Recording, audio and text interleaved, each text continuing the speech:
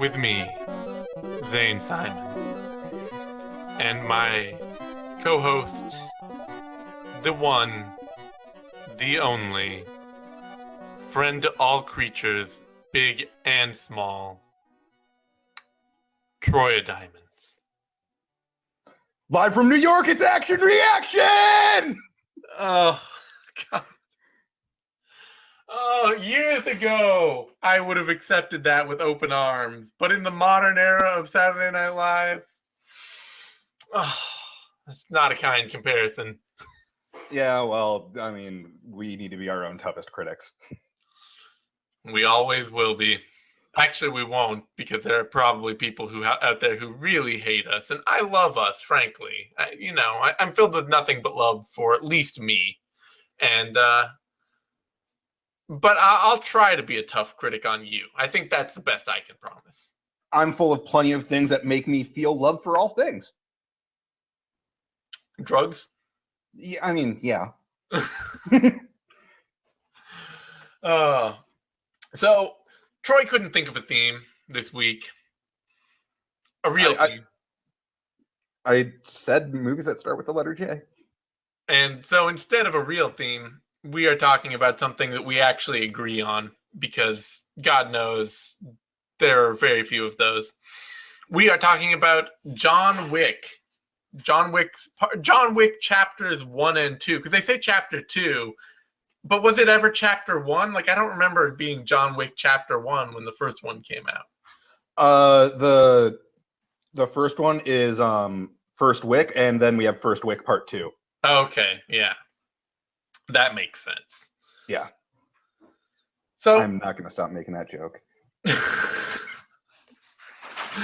Oh, Lord. It's so dumb. It's the dumbest way to name movies. But here we are, and we are ready to talk about the John's Wick. This is why you are Troy O'Diamonds and will always be thus. Yeah, it really is. So, but before we get to talking about John Wick 1 and John Wick 2, we have a new advertiser, right? Yeah, we do. And, you ever wonder, what is it about robots that make them so robotic? At Wayland Industries, it's long been our goal to create artificial intelligence, almost indistinguishable from mankind itself. Hello, I'm Zane. What can you do, Zane? I can do almost anything that could possibly be asked of me. I can assist your employees. I can make your organization more efficient. I can carry out directives that my human counterparts might find distressing. Oh. Or unethical. Oh. I can blend in with your workforce effortlessly. Anything, okay. Zane, what do you think about? I think about anything. Children playing, angels, the universe, robots. Yeah, it's a spectrum of everything. Zane, what makes you sad? War, poverty, cruelty, unnecessary violence. Oh, wrong show for that.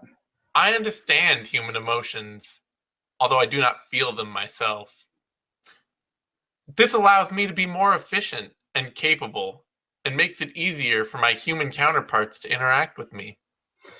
Okay, so you'll do anything and feel no ways about it. I am interested in what we can do with this. Is there anything you'd like to say, Zane? I would like to express gratitude to those who created me. Okay, well, happy birthday, Zane, from Wayland Industries. 8th generation, Wayland type. Technological, intellectual, physical, emotional. I'm gonna fuck this robot. and I will feel nothing. Oh, it's perfect. That's right. It's the new generation of robot fuck slaves brought to you by Wayland Industries. God bless them. May their shares rise quarter by quarter. And for those who've been following the news, you'll know that robot fuck slaves are the next step in fuck slaves, especially in cities that have banned prostitution, because robots aren't people. Yeah. And that's never turned out poorly in any action movie. Never. We have no literature whatsoever to tell us that treating robots like non-humans and abusing them ever turns out poorly for us. Nobody listening to this watched The Animatrix. We're fine. Okay, so sponsorship corner out of the way. Let's talk about our Johns, our Wicks, our John's Wick. Jonathan, Sir Jonathan of Wick, I think you'll find. Yeah. So, I'm glad that you brought this to our table, as it were, to our festively laid, beautiful, bloody, bullet-ridden table, because John Wick represents a rarity to me in film culture, which is the rare mass market gun opera. Right. This is a genre of movies that it exists in this tiny little space. I think of it. This is all me, so don't quote. Well, you can quote me on this, but don't look it up because fuck if I know. But there's this tiny little subgenre of action movies, typified by John Woo, especially his Hong Kong work. You got your Hard Boiled. You've got your The Killers.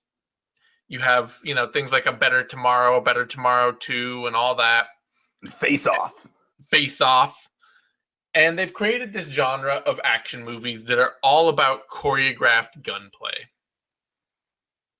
And they're fucking amazing.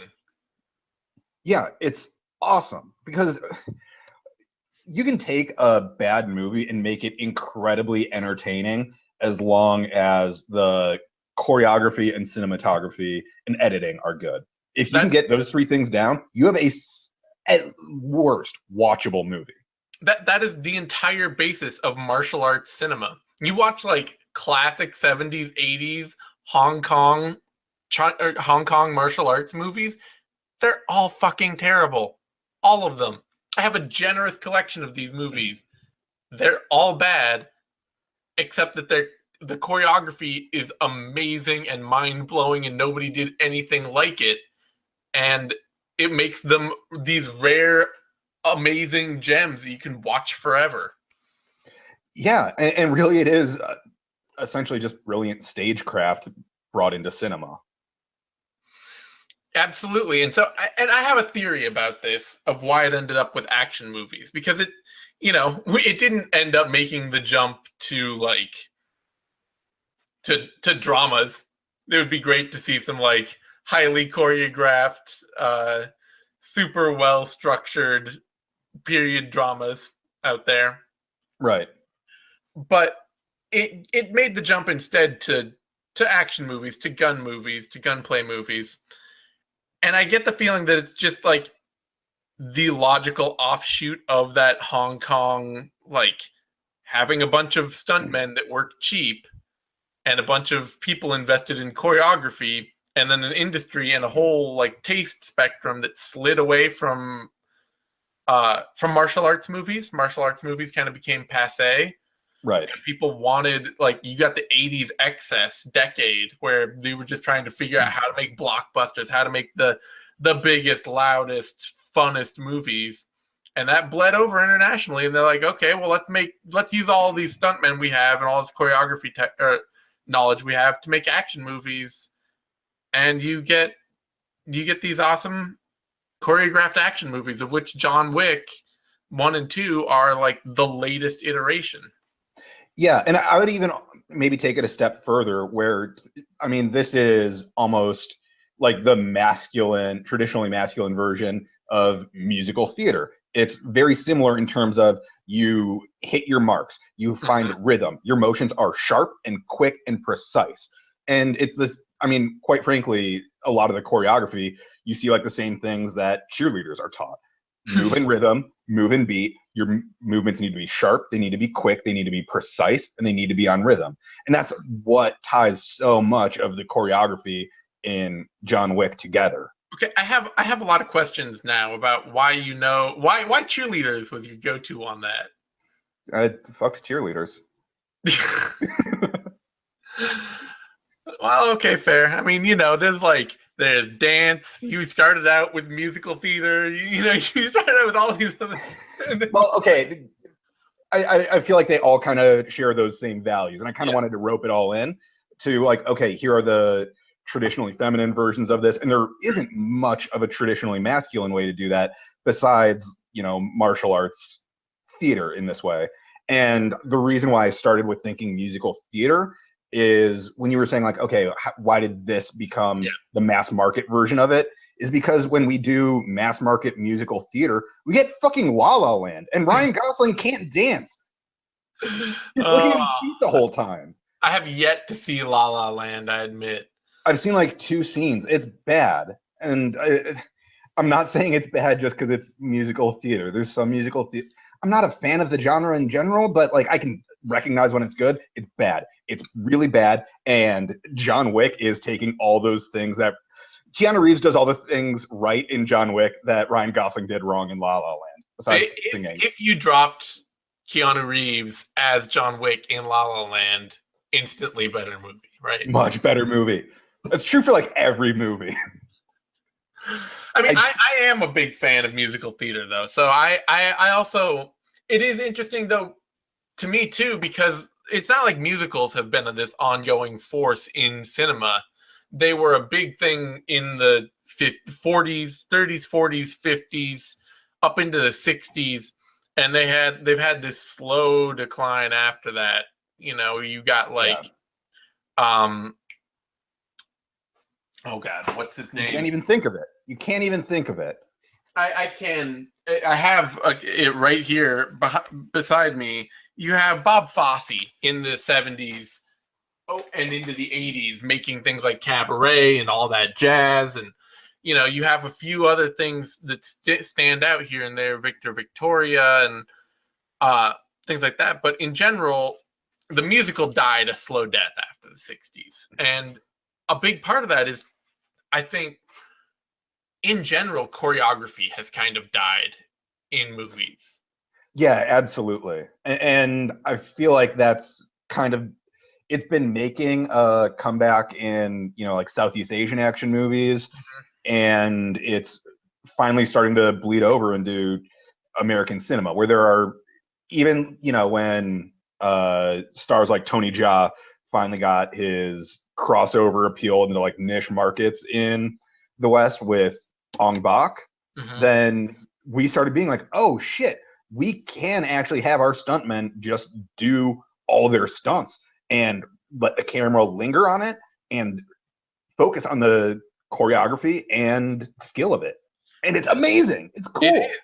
It's still such a rarity. And part of that too is, unfortunately, like, not only has choreography gone down, but long takes have gone down.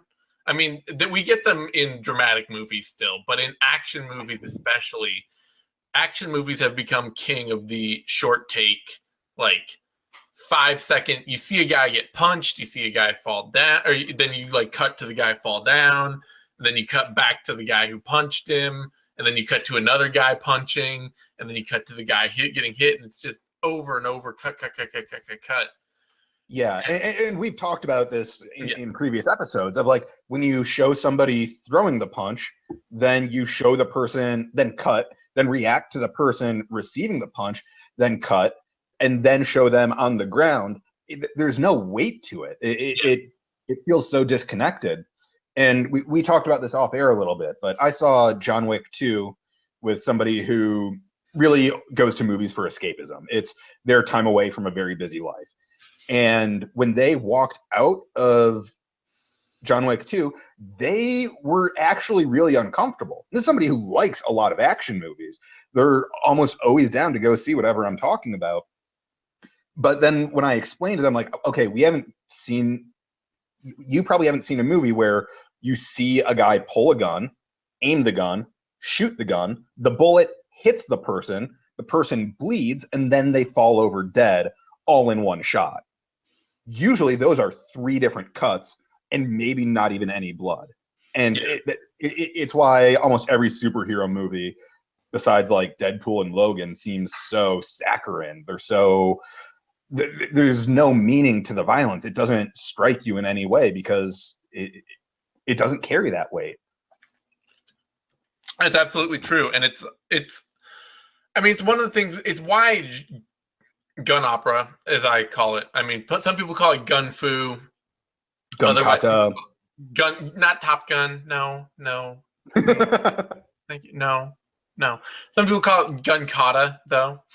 But like, it's why this genre is so much its own little thing, and why it's such a thing to celebrate. And then we've had other big examples. I mean, you get things that pull into it and are like fringe examples, or are, less good, things like Equilibrium. Fuck, I was going to do that for another episode. Well, I saw it once. I didn't like it. You can still make me watch it again. That I'll still hate you for it. Yeah, it came out in 1999. It's Christian Bale just doing gun stunts, and the guy who dies in every movie dies in it. Yeah. I'm blanking on his name, but you know the guy. It's Sean Bean.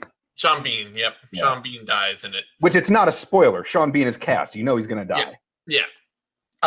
So, you got Equilibrium, you have The Matrix, you have Face Off, you have these movies where, you have other gun opera out there, but John Wick is really one of the few in recent memory that is just so heavily invested in being a pure example of the genre, going back to Hard Boiled and The Killers, where you really have an actor going through a series of action scenes, all choreographed around gunfights. Yeah, and I do want to bring it back to, it's the choreography and the cinematography and the editing that make these movies work. Because we've talked about what not to do with the edits, where it's you don't throw a punch, then cut, then land a punch, then cut. And, having a good editor and cinematographer are really important for that. But there's also a lot of really interesting camera work that makes the genre so, I don't have the right word. It just moves so quickly for you. Where one of my favorite things that I noticed more in the first John Wick than in the second one is when they'll shoot it'll basically be like an over the shoulder shot, and they'll just be following him. And when he looks at a target, the camera follows just a little bit and leads your eye to where he's looking. And it's just such a more active experience where you're seeing that, and he runs out of bullets and the camera turns a little more towards the gun. It is like you're getting a bit of the experience of actually being in there, and it's just so much more emotionally resonant than when you're just cutting between every single shot. What's amazing about it to me is, because we watched Doom on here, obviously. We sure did. I didn't even hate it. And Doom has that, like, the FPS shooter scene. Right. And then you see in John Wick 2, there's the scene where the woman dies, she cuts her own wrists, shoots her in the head, and he has to escape from her party. And you get the whole, like, underground escape scene. Yeah. And you put those two side by side, and the John Wick one is actually how you should make a video game shooter scene in a movie.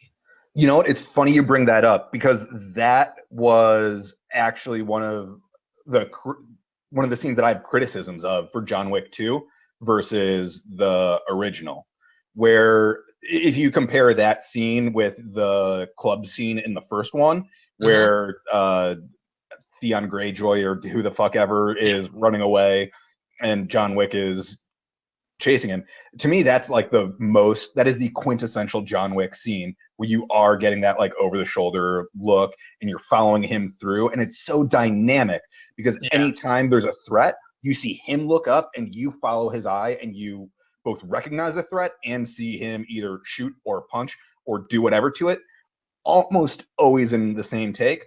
And when they do cut, it still works. You don't lose any of that dynamism. Where in John Wick 2, in that like parallel scene of when he's going out through the rock concert or club or whatever, they shoot it the opposite way. The camera's facing him, and they keep having bad guys come into the frame from in front of it. So you're not watching from John Wick's point of view. It's a lot more of here's Keanu just doing his quick, very well acted, very sharp movements and tracking where they are, but you don't see a threat, then see him neutralize it. You see him react, the guy come into frame, then shoot, and then there's the splatter. And I guess maybe I'm misremembering. I mean, I guess I would call those like different contrasting fun styles of doing action. Like I don't have a specific problem with either of them because it's not like in John Wick 2 you don't get the whole like you get the whole museum scene at the end, which is feels much more back to that kind of filming, 100%. And it's like I get both. To me, that's awesome. Like I get both experiences. I don't need the same experience all the time. As long as I'm getting some highly choreographed version of that, I don't need the camera work to always be exactly the same. Yeah, and to be fair, I didn't notice that the first time I watched the movie at all. But when I watched again and I was thinking, okay, I'm going to need to talk about this movie and why I love it, and I'm going to need to find some sort of criticism in these completely fucking amazing movies that I love to death all the way through. That was one of the things where I thought, okay, this seems like where they're trying to cut down on reshoots and save budgets on this action set piece. And then again, they spent their money on that museum scene where there was one shot in there where I fucking love it. He shoots a guy in the head, shoots a guy in the head, drops the clip out of his gun, and it skids all the way across the floor into the corner on the other side of the frame, reloads the gun, shoots the guy again, and you see like a pool of blood growing on the other side of the frame. That is brilliant and horrifying. You see all the grotesqueness of this violence without cutting once. And again, that's why a lot of people are uncomfortable after seeing, this is actually violent. Yeah, I mean, that is what makes gun opera. Like, to me, so the thing that, John Wick is so firmly settled into this, and it's sometimes even to a fault. John Wick movies are great. They are, but they're not like it. It's weird in a world filled with really ham-fisted superhero movies that like people are going to be like, oh well, it's not perfect, but it's super hyper operatic.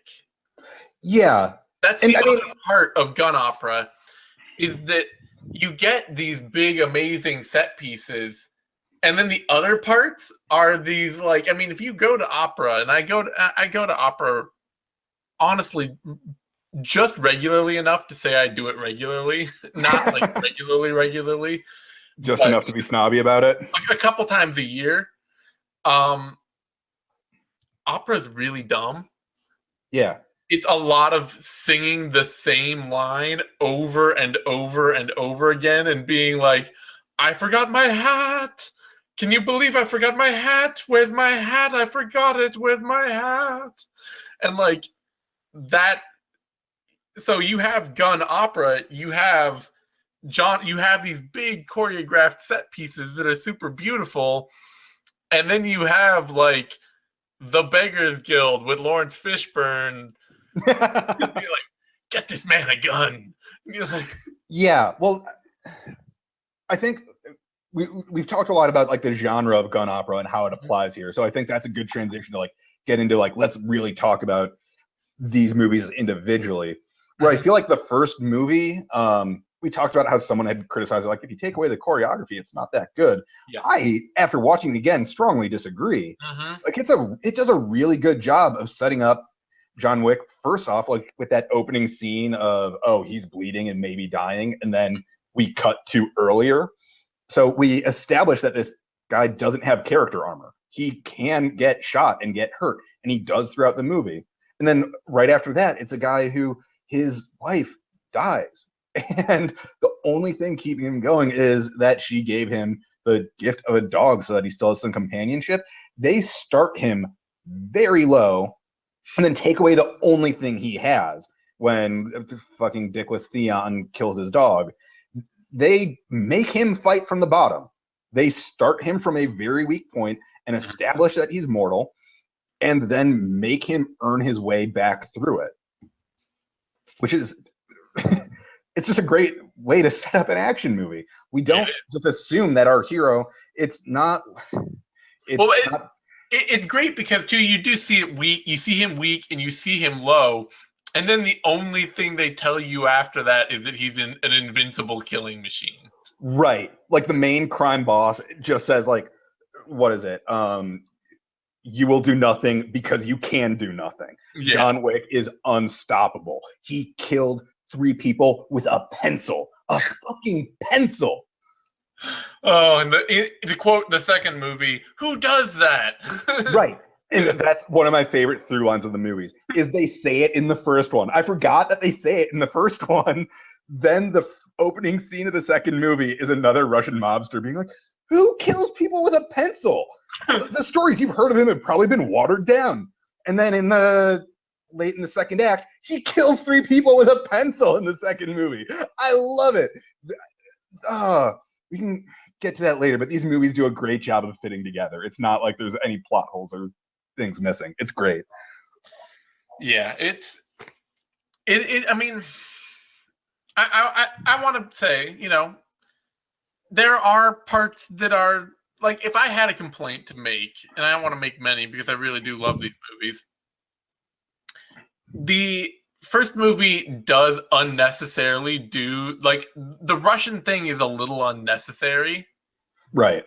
Because all the Russian dialogue they have to speak then with a bunch of people who aren't Russian sounds really weird.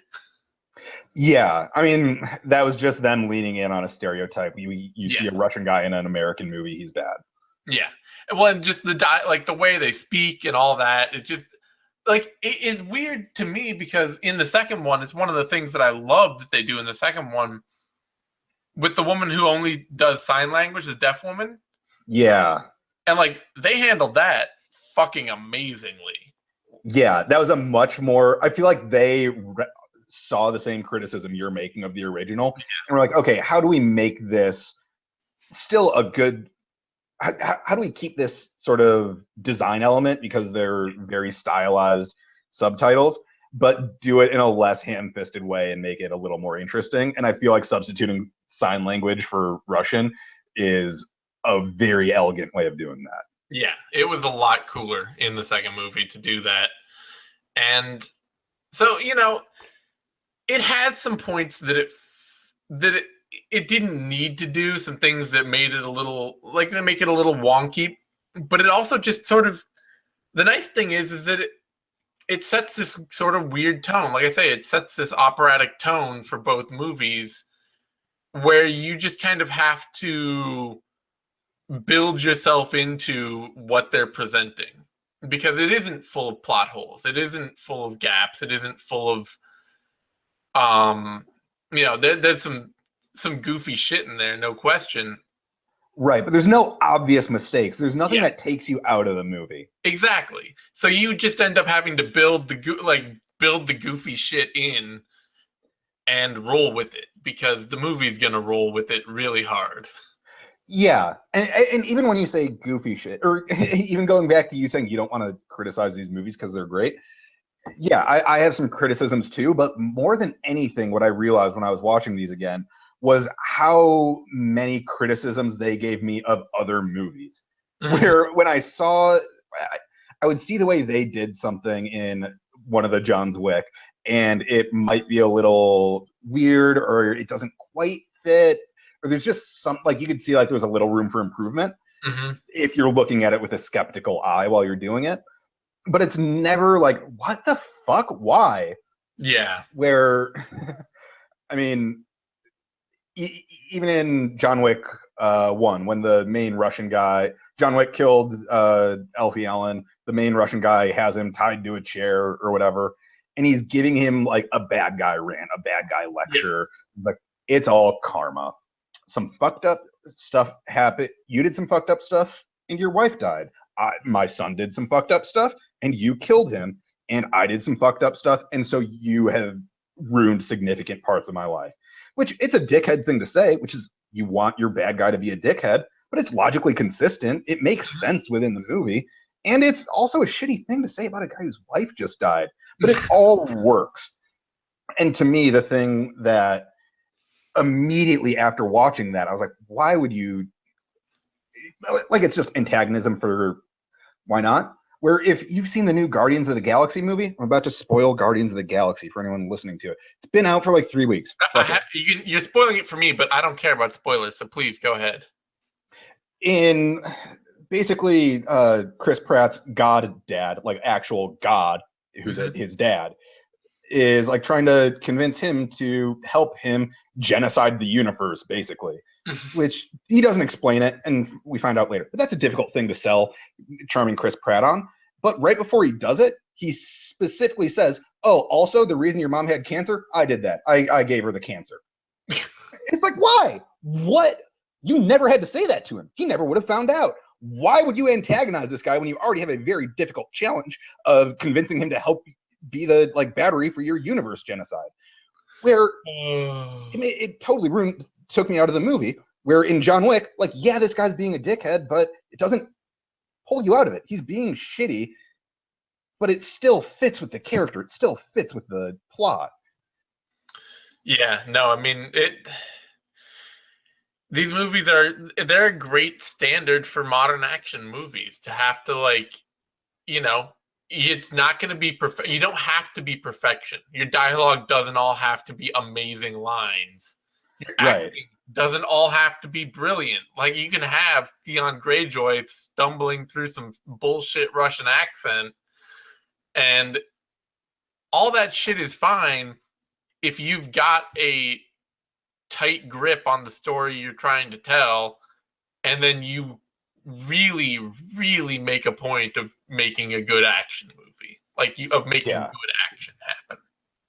Yeah, I mean, the good action, like you said, you watch a ton of movies that are objectively bad besides the choreography, but they're good enough because of that. Where, like, these movies are actually fairly, again, there's a lot of criticisms to be had, and they do a good job of working around their limitations. Like, you don't have Keanu Reeves say more than like 2 sentences at a time. Obviously, he's not the best actor, and you work around that and make it. Funny story with Keanu Reeves, though. Keanu Reeves is not a great actor, but he's rarely my problem with any movie that he's in. That's pretty fair. I mean, outside of what's the Al Pacino devil law firm? Oh yeah, The Devil's Advocate. Devil's Advocate and Dracula, I'd say, are like the 2 times where you'd be like, "Yo, Keanu, this is on you." Well, see, Bram Stoker's Dracula is hilarious, so I don't even care about that. Anything that's a vampire movie with Cary Elwes in it automatically gets a free pass forever from me. All right, fair enough. That, and along with A Shadow of the Vampire. I haven't even heard of that. Oh boy. You haven't seen Shadow of the Vampire? It's Willem Dafoe as the Nosferatu version of Dracula. Oh my God, I'm sold. And it has Cary Elwes and Eddie Izzard and John Malkovich. Oh, nice. And it's great. I love that movie so much because he's like the suit. They got an actor that they thought was Dracula, or they got an actor to play Nosferatu. Okay. they get Willem Dafoe to play Nosferatu, but he's actually just a vampire, and he's just this like aged, decrepit failure of a vampire that This sounds needed great. I want to and see like this now. his easiest way to get blood is to be in this movie, and it's because it's the making of the original Nosferatu. That's what the movie's about. Like, so it's set in the 20s, and like, I love it. it's fantastic. It's great. Speaking Anyway, of Willem Dafoe, he's great in the first John Wick. he is fantastic. Totally forgot he was in the first John Wick. Oh my god, I feel like that's one of the most underappreciated parts of these movies is the supporting cast is all both well cast and do their jobs really well. Yes, I don't know. Maybe people don't like. I get the feeling maybe people don't like Lawrence Fishburne's performance in John Wick 2, but it's fantastically amazing. Yeah, I feel like it's right for the character. Like you feel like he's a bit unhinged, Mm-hmm. and it's perfect. Yeah. And I mean, there Dean Winters in the first one is outstanding, just being like the douchebag henchman accomplice. Mm-hmm. And if there is anyone who I feel like just does a standout job for, oh, you know your role and you're doing it here. I mean, well, there's Lance Reddick who is just being himself as the hotel manager, but Ian McShane, oh my god, He knows nails his his role. part. Yeah, and especially the way that he like not quite condescendingly, but in a very paternalistic way, calls him Jonathan. I love it. The only other person who does that is the bartender once in the first movie, and I feel like after that, like, oh no, this just needs to be. This is Ian McShane's thing. He's the only one who will call John Wick Jonathan, and he won't have any problem with it. That's the level of the relationship here. So I gotta say, one thing I want to pull in for, because we know there's going to be a John Wick 3 at some point. Yes. Which is really awesome. Yes. My dream for John Wick 3, having watched these first two movies now, would be for it to just be 2 hours of club/museum scenes.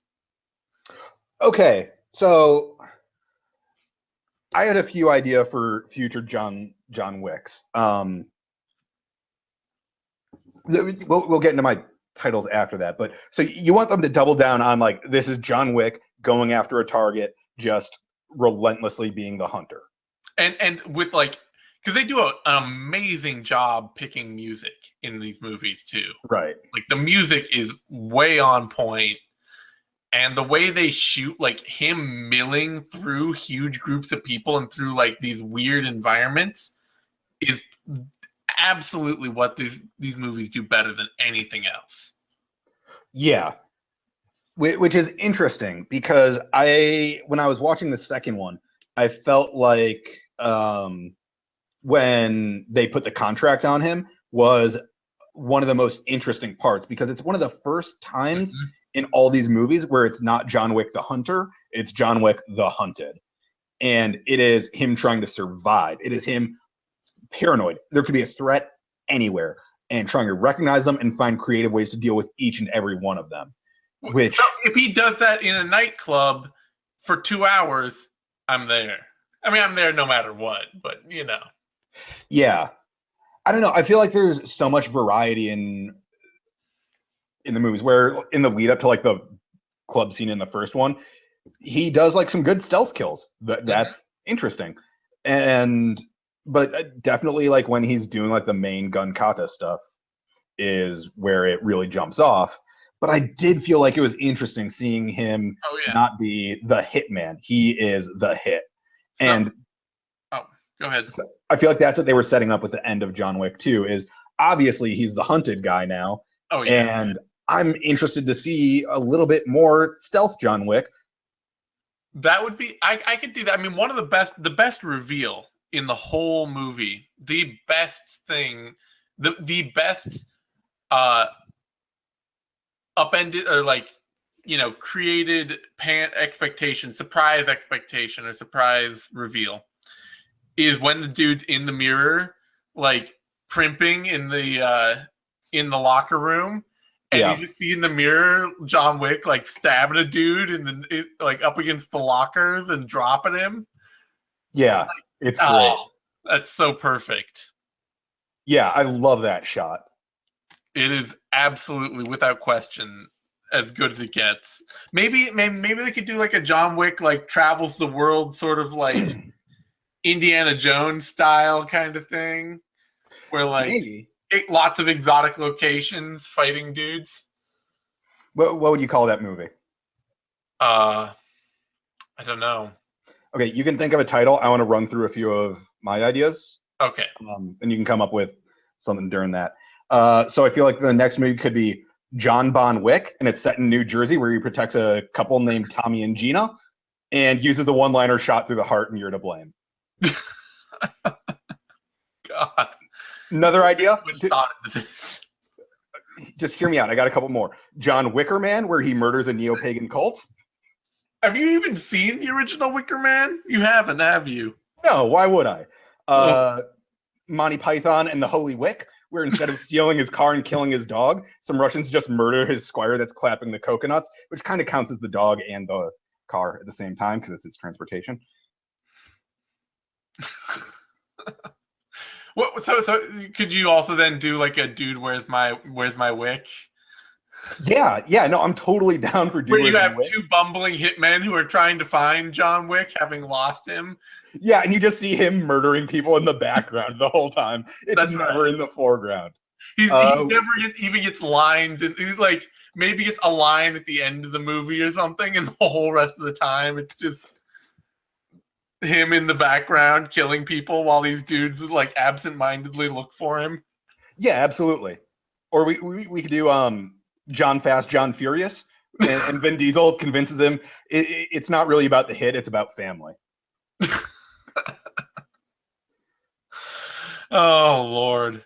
I guess if we're gonna do the Indiana Jones idea, it would be the Wick of the Covenant, where where neo Nazis try to co-opt John Wick for their own purposes, and he ends up going kill crazy and melting all of them. Yeah, I am down for that. Turns out the Ark of the Covenant is just Keanu with like 2 pistols. I am in for that. This is kind of the original point. You put John Wick in a movie, these movies do so many things right. The choreography is great, the cinematography is great, the editing is great. If you just take that and you take somebody who can actually act it well, you put that in anything, and it's fun. It's good. It's not just watchable. It is earnestly entertaining and something that can make anybody who enjoys action movies passionate, whether it's Zane with his weird ass love of Russian movies, or me just wanting to see a body get got. Like, these movies are great. They are. I mean, they exemplify what I want out of an action movie more than anything. I mean, the reason I show up for action movies 9 times out of 10 is choreography. There are the rare, like, and we'll talk about them at some point, but they're the rare like Shane Black movies where I'm showing up for a great script, or your rare like your Die Hard movies which have a great villain. Yeah. But most of what I am showing up for with action movies is choreography, is really cool action set pieces that are elaborate and that most movies would not take the time and investment to do. I mean, that's why I love about a movie like The Man from Hong Kong, which is, barely acted and written, but is just 2 hours of insane action set pieces. Right. And all the budget is going into shooting. It's all taking the time on set to shoot and reshoot the stunts until everyone is able to get it right. It has to be in rhythm. It has to be precise. And if something goes wrong, you know what? You might need to do another day on set. And you're going to have to pay all the actors, and you're going to have to pay for it. And movies just need to invest more in that. We get both John Wick movies almost twice for one Point Break reboot. Yeah. It's fucking crazy. It's given the budgets that movies are able to afford and how and the actors, like, just replace a few big names with more stunt men who have no lines and spend some extra time shooting them. Yeah, or just kill most of your characters in the first movie. Kill Willem Dafoe. Kill Dean Winters. Kill Alfie Allen. It's fine. You can bring in whatever Common. Great. Common is totally forgettable in the second John Wick movie, but that's all he has to be. Right. He is a great forgettable action hero. I love him as like, okay, this is just a guy who we know as an action hero in the movie roles. And like you get a woman who all she can do are like stunts and sign language.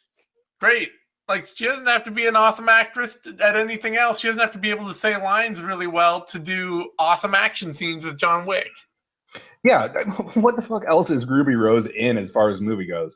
It's like the Triple X sequel. She's in The Return of Xander Cage. I think that's it. Yeah, you can find these kind of people to make these kind of movies if you write them in creatively, and you can take the time to shoot awesome action scenes without jump cutting every single time. And yeah, it's just a matter of valuing shooting the action well.